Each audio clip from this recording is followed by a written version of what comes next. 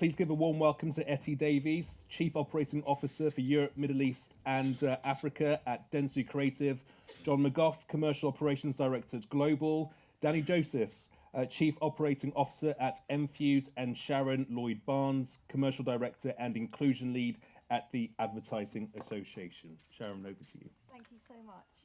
Hi everyone, thank you so much. I've no idea how we're going to follow Jonathan and the Muppets, but we'll give it a really good go. Yeah, we'll give it a really good go. We're just sort of changing the tone slightly to talk about our commitment as an industry to drive better inclusion and representation across the industry workforce. I don't know how much you all know about the All In Census, and maybe a show of hands as to who took part last year. Excellent, good, and there'll be an opportunity again next year because we're doing it every two. But All In is something that we founded with, as the Ad Association, with ISBA and the IPA 3 years ago. It was our commitment, as I say, to making sure that our workforce is as representative as it possibly can be, just because it's a better place to work then. But also, it'll hopefully influence and make sure that the work that we create, buy and sell will be as authentically representative of the society that we serve. So that's the kind of the backstory to All In. And before I introduce the panel, I'm just going to give you a little bit of an update on where we are, what it is, just for those that haven't maybe taken part. So, as I said, last year we ran the second All In Census. We had, thanks to you guys, almost 19,000 responses, which is incredible. We've estimated that's around £300,000 worth of industry investment, because all of you as leaders asked your staff to take time on the day to take part. And we obviously, it's the largest set of data of our industry workforce. It's never been done before.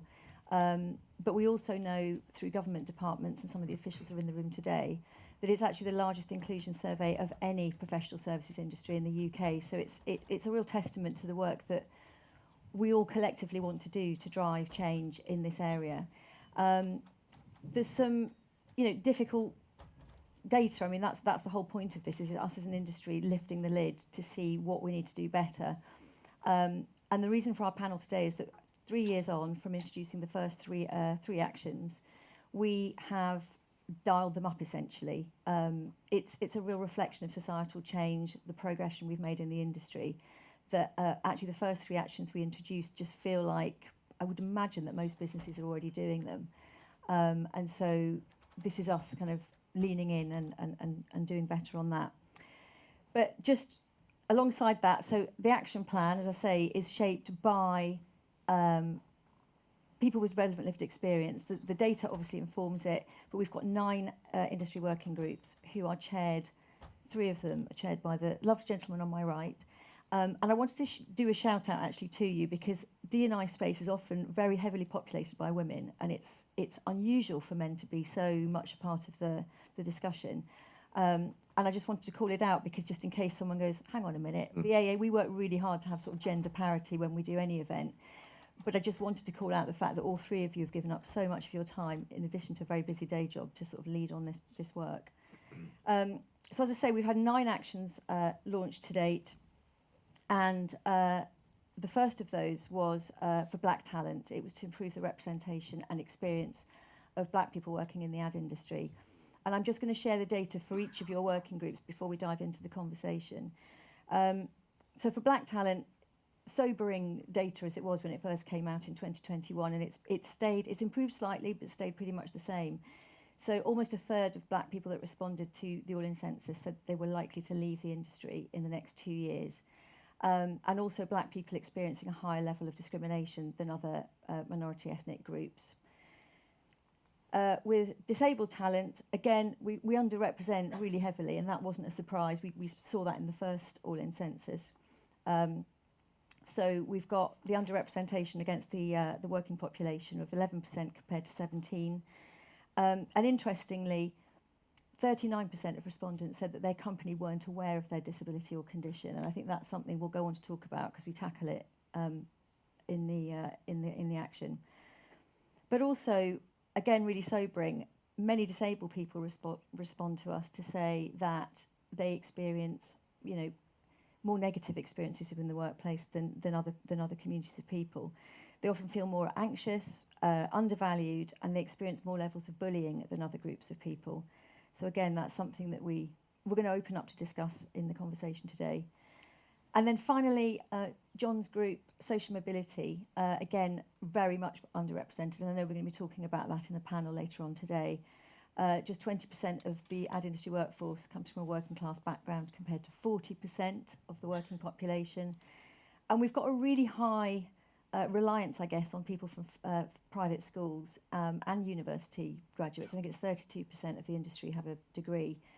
Sorry, 72% of the industry have a degree.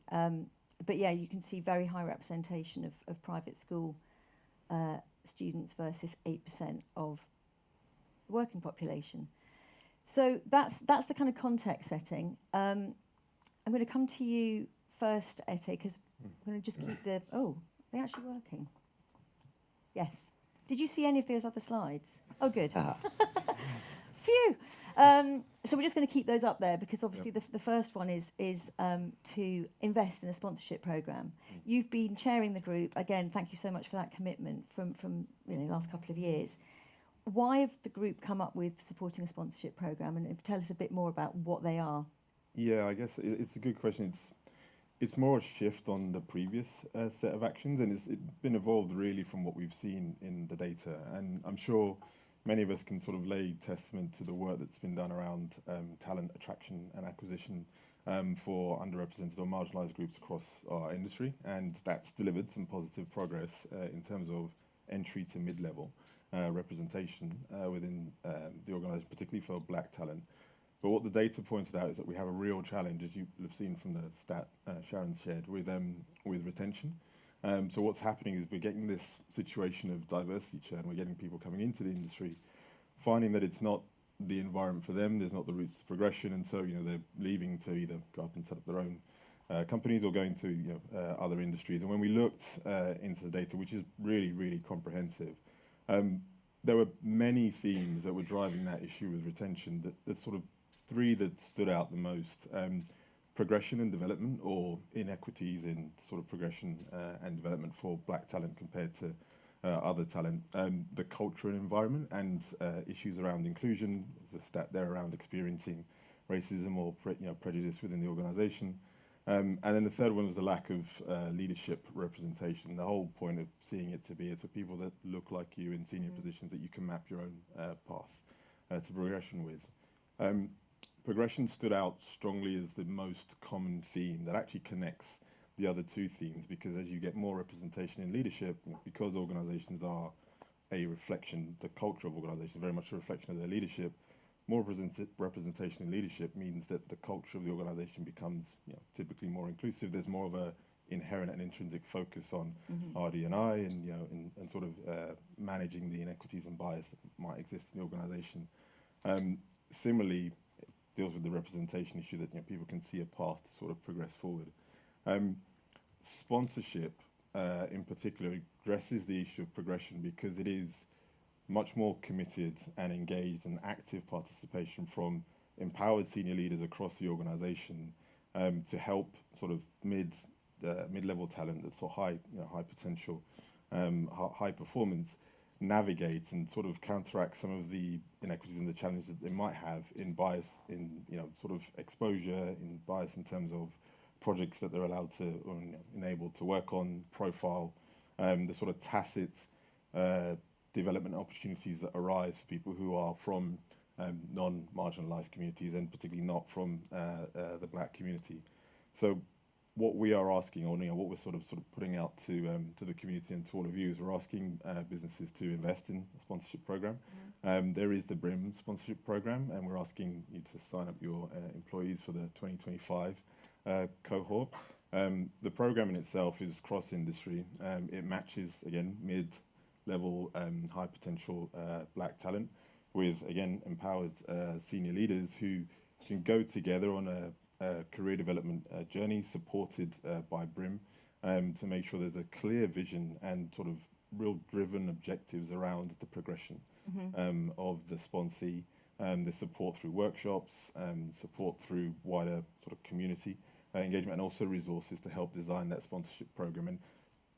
And there's an imperative on that senior leader for a shared sort of investment and sort of the best way I can put it is skin in the game to help that person progress and actually starting to recognise some of the challenges that the individual inherently has.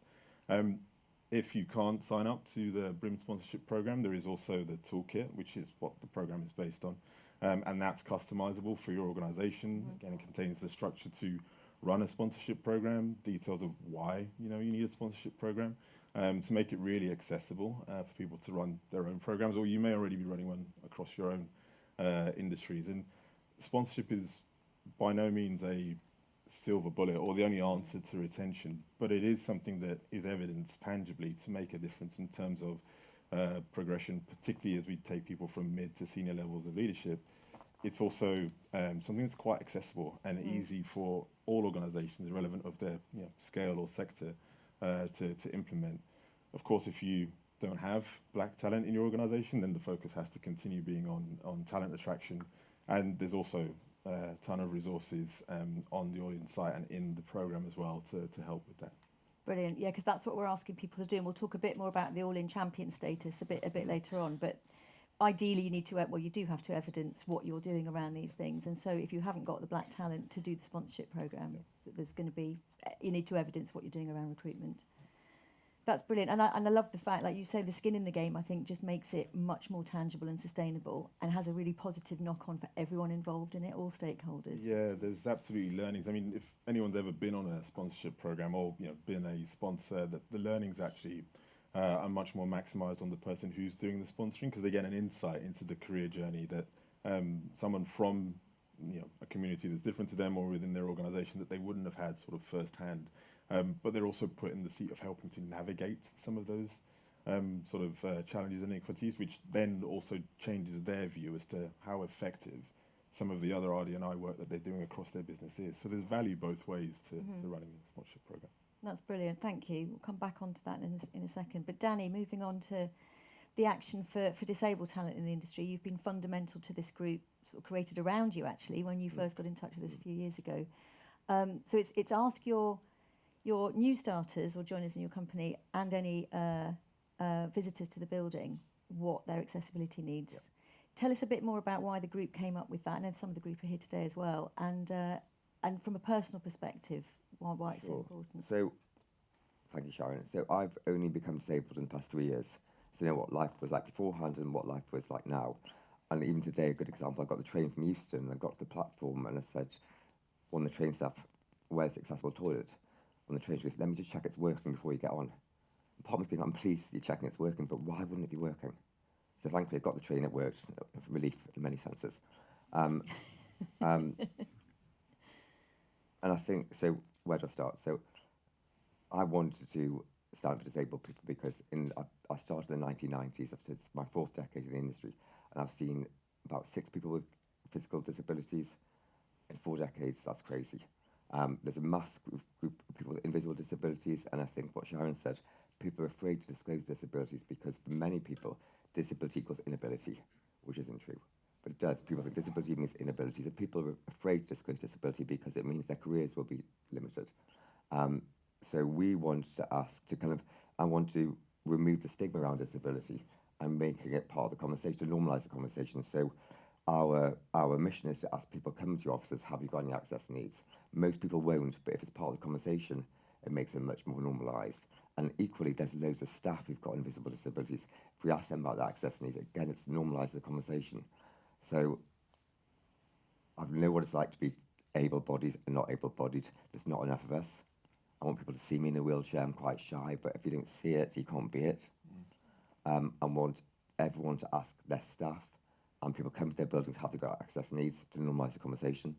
And hopefully there'll be more disabled people in the business, and people who are disabled are prepared to speak up.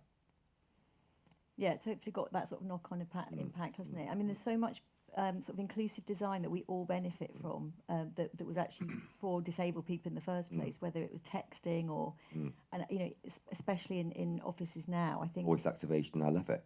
Absolutely. Alexa.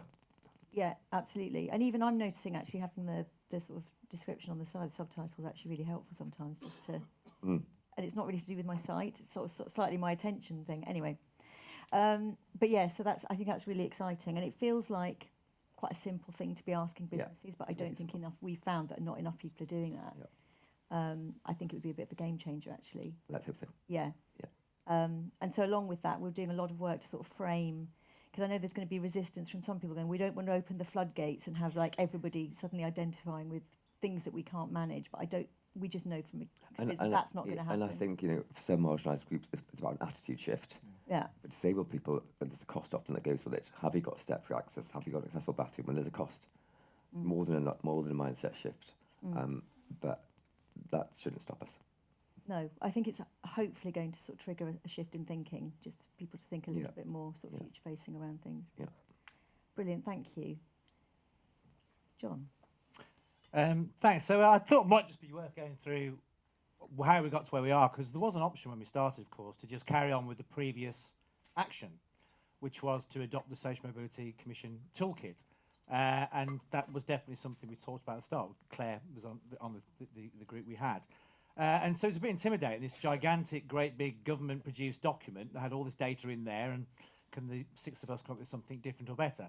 So there was some intimidation there. But I think where we got to is that we were all pretty passionate about the idea that there was a need to increase the number of working class people in our industry. And the data that we saw earlier that I'd never seen before that Ian showed was compelling about how, arguably working class people are being left further behind almost than ever before because of the disadvantages that they have. So talking within the group and talking to a number of D&I professionals in a whole bunch of organisations, Essence Mediacom, Channel 4, PwC, who are actually really quite good. There were a number of themes that came out that led us to where we've got to on the change that we've made. First of all, obviously, it's not a protected characteristic, and I think that makes it somewhat opaque. It's not as tangible there, and that's reflected in the fact that data seems to be very hard to come by as well. We don't have as much data. I'll be honest with you. I hope there's no senior people from Global here, but we haven't got very good data at work on working class. And I've asked about and tried to find out more, and it's tricky to do, John. And I think there's a task there, and we put forward hopefully a very clear objective there. There's clearly a lack of knowledge about our industry from people coming through school and from a working class background, and there's definitely what came out was that the idea to make the thing more digestible. So great and compelling though the toolkit is to all people, a number of people said that it felt a bit too imposing, and one of the D&I people we talked to said you don't need to boil the ocean, just try and get to the key points. So that informed some of the thoughts that we had. So from that came 2 key points. We felt that the important thing to do was to focus on early careers. A lot of this talk around what was in the toolkit itself is to say change the working class profile of your company. It's quite hard to do at our level. There might be lots of people here who want to get more working class people in our level, but they're not going to come in from sixth form. We believe that you can make a direct difference if you really focusing on that area, and that's where we're going there. And then to go into something that was more of a digestible format, a checklist. And for those of you who've seen it, I was somewhat influenced by the Asian talent checklist that was in the existing format, and that had about 5 or 6 points to follow, which I personally found very useful for us to work by at work.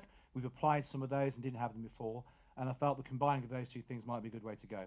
So we may touch on it a bit more as we go to the detail. I had a fear that we made it too reduced, that we'd taken it down too far, but I think the feeling is that actually it is something that's going to be more tangible for people to use. And I would say one thing, we asked Lise Thompson, who was also in our group, to run this by Common People, the community that she runs for industry people from a working class background, to try and promote that. And the consensus was that format, the single sheet of things to do, and focusing on that early careers was the ideal thing to do. So we feel relatively confident it's something that people can hopefully embrace and take on and tick off some of those actions.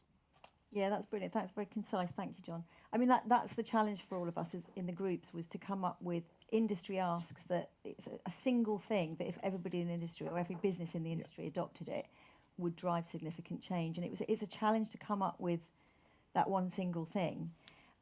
What's really interesting is when we launched it back in, I mean, these were the first 3 that we launched. This is obviously the update of those in 2021.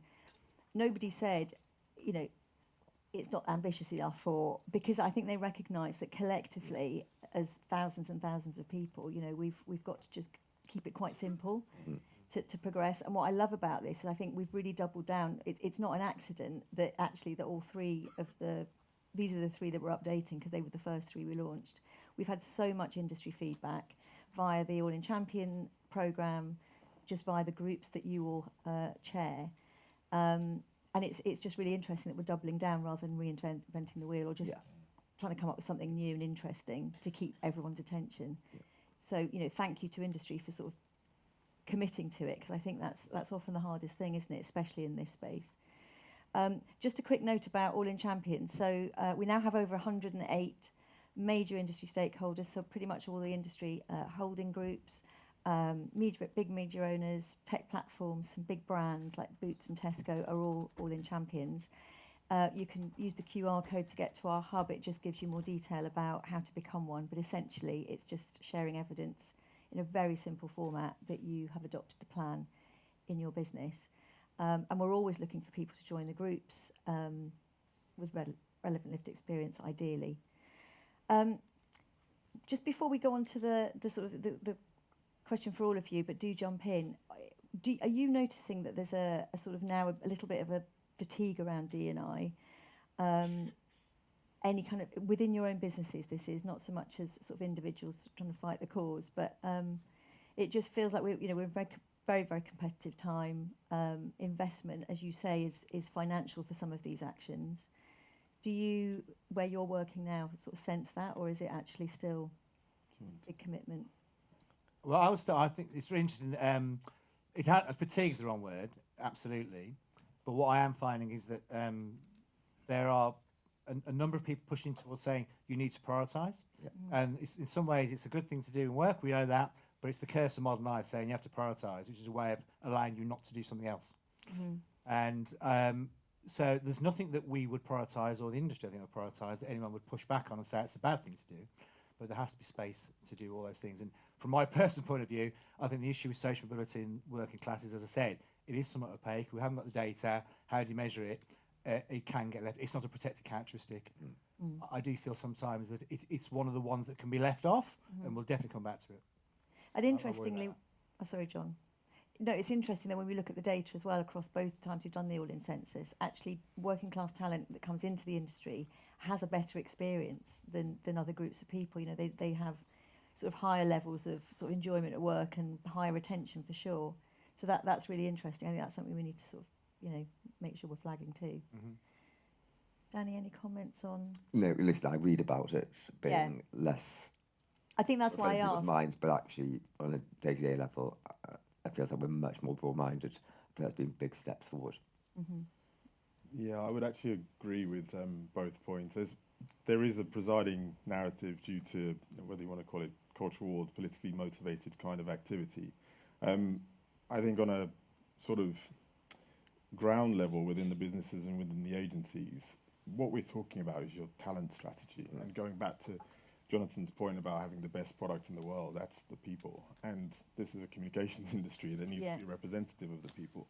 So I think the businesses that realise that is so intimately linked towards your strategy for success, that narrative isn't happening. I think where it still is happening, probably where it's still influenced, and there's still a prioritisation decision, of course, but I think that where that's happening is that link, that this is actually strategically important, still hasn't registered. I'm quite fortunate the organisation that we are in, that has already happened, and that sort of journey is there. We're still having to make trade-offs, in terms of, okay, we have X amount that we can sort of invest, whether it's in resources or sort of attention to sort of devote to things, but a lot of it's tied to, okay, what are we going to sort of focus on in terms of strategy, and how do we make sure that we are still delivering equity for like all our communities across the business, rather than polarizing one against it, because it is part of our talent and business strategy. And that's even more of a challenge when we're not working all together all of the time. I think we have to dial it up a little bit, because it's fantastic flexibility that we now see with hybrid working. But a lot of the communities we talk to sort of fear that it does drive a bit more of a silo sometimes, that we've worked really hard to reduce. Mm-hmm. So I think we need to pay more attention to that too. So given that D&I and driving all this progress it doesn't sit in one department or with one person, it is all of our responsibility, isn't it, as human beings. but certainly as individuals in the workforce. What's the one thing that each of you are going to do in the next 12 months to drive change? Or what are you going to change? I mean, it could be anything. When I saw your question, I thought we've got a new CEO, so I might end up leaving. So.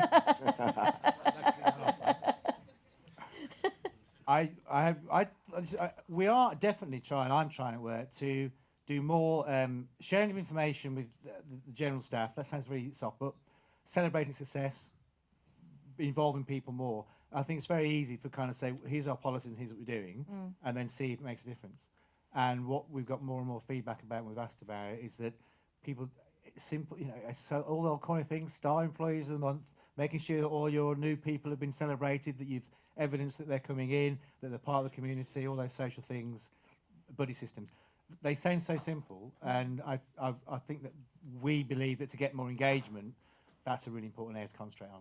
And it's not madly expensive, it's not madly difficult, it's just about will. Yeah, brilliant. So I'm disabled because I've got MS, which is a progressive neurological condition. And when I was diagnosed, there's lots of evidence about dairy being inflammatory, so I stopped eating dairy, felt much, much better. But 20 years ago, I'd go to a restaurant or a supermarket and go, has this got dairy in it? And people go, what are you talking about? Whereas now, it's ubiquitous. Are there any dietary restrictions? Menus all over the country have got gluten-free, dairy-free. And I'd like the question, have you got any access requirements to be as understood and ubiquitous as if you've got any dietary restrictions? So on our email, we've got it in our signature now. I'm going to push for everybody, and not just our industry, every bloody email in the world to have that on the signature. Because it's really simple, it's really understood.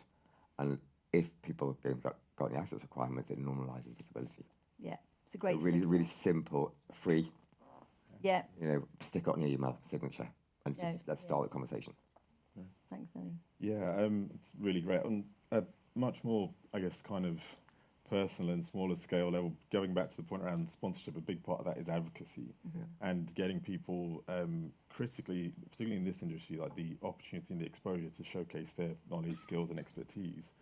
I'm actually going to do less of these and nominate other people who probably are in mid-levels that don't get the exposure, or push for them to get more of those speaking opportunities. And I'll also push other seniors to give up their places as well. Brilliant, I like that. That's really good. Just slightly over. Well, we weren't the Muppets, but we did relay some very important news. So thank you so much to the panel, and Thank you, thanks for Sharon. your time. Thanks. Thanks, Sharon. Yeah, panel, many thanks indeed, Sharon. Thank you very much.